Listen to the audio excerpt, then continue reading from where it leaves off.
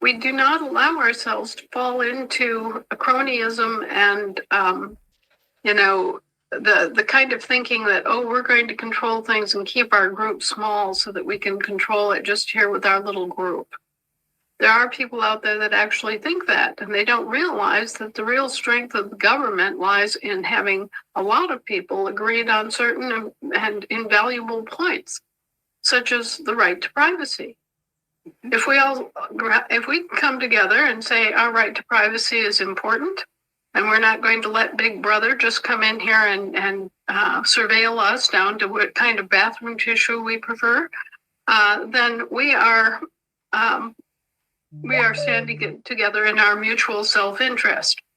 And this is a concept that our forefathers had very firmly in mind, and that we need to keep firmly in mind, is that we institute government for our mutual self-interest, meaning everybody's self-interest.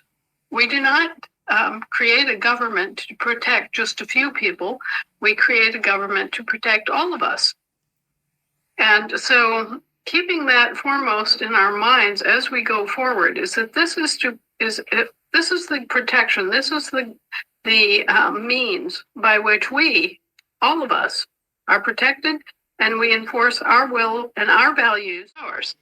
So we have to organize ourselves and make use of our powers and enforce their limitations so that we no longer have situations like this.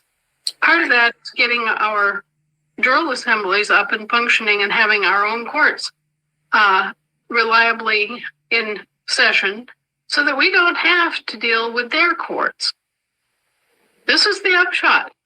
As long as our courts are functioning, we don't have to listen to their courts. As long as our law is being enforced and represented, we don't have to pay attention to what they're enforcing or doing. So if people want a foundation of their freedom, there it is. Get your own courts up and running, and keep them up and running, so that you never have to pay attention to what some smarmy bar attorney says in deference to his king.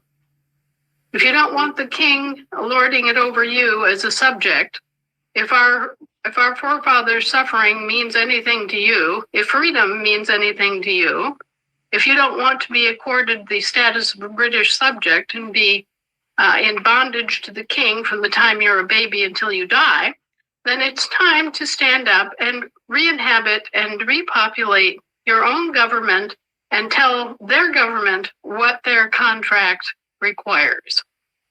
Right.